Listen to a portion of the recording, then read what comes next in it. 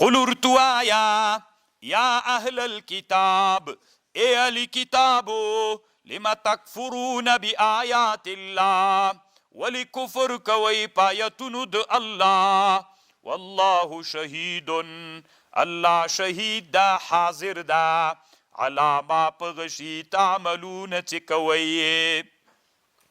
دا دسی چل و طالبانو یو شیطان و یهودی اغه نومیده لویو کاپیرانو نو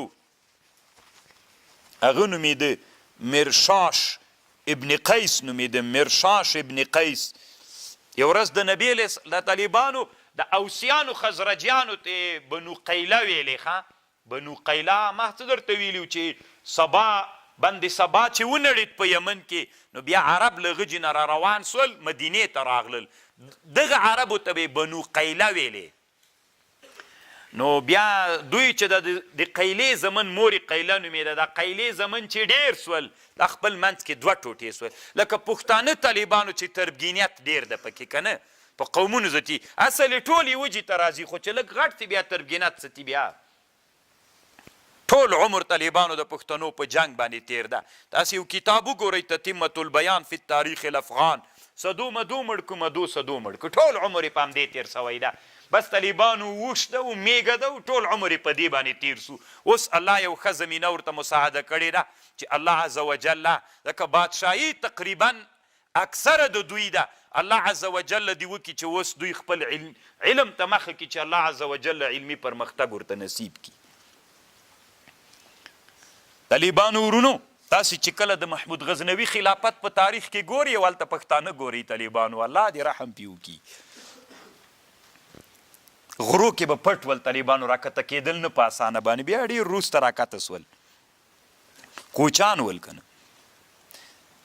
دا ځکه درته وایم طالبانو چې بده در باندې ولګېږي بیا غواړئ چې له خپل حالت نه راووځئ که نه خوند نه درکوي زه در باندې پوهېږم چې چیز ته موږ ته غیبت کوي دا ځکه درته کوم چې الله مو له خپل حالته راوباسي. طالبانو ورونو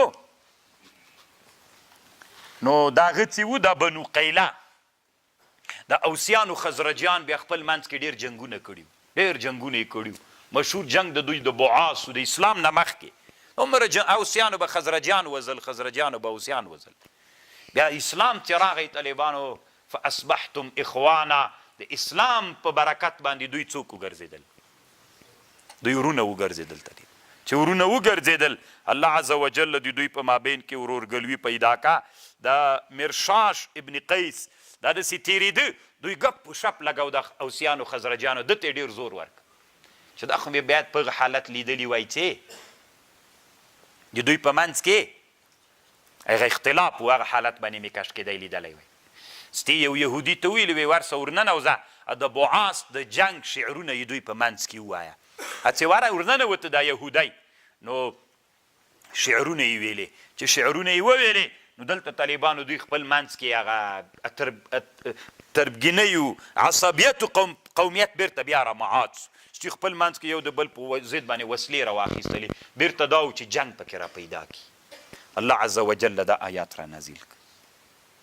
قل یا اهل الكتاب لم تکفرون بآیات الله والله شهید على ما تعملون.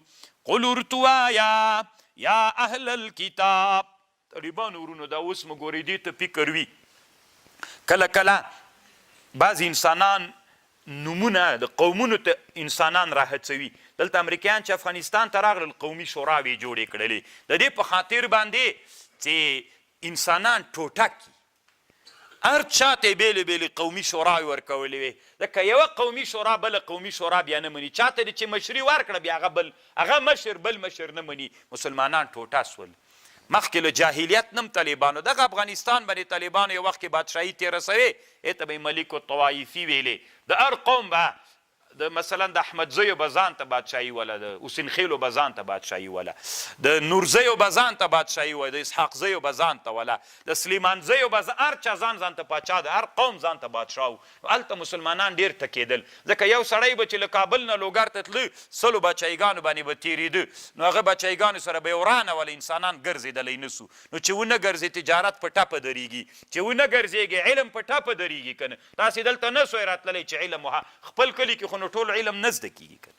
دومره انسانانو ته عربو کې ملک او طوایفي ولې چې اسلام الله راوسته، قومیتونه له منځه لاړل طالبانو. اوس چې کافر وي مسلمان وي، چې پښتون وي کافر وي، دا مونږ ته اولاد طالبانو، که تاجک و ازبک مسلمان، مونږ طالبانو دا پښتون څه کوو چې د الحاد فکر په مخ باندې بیایي؟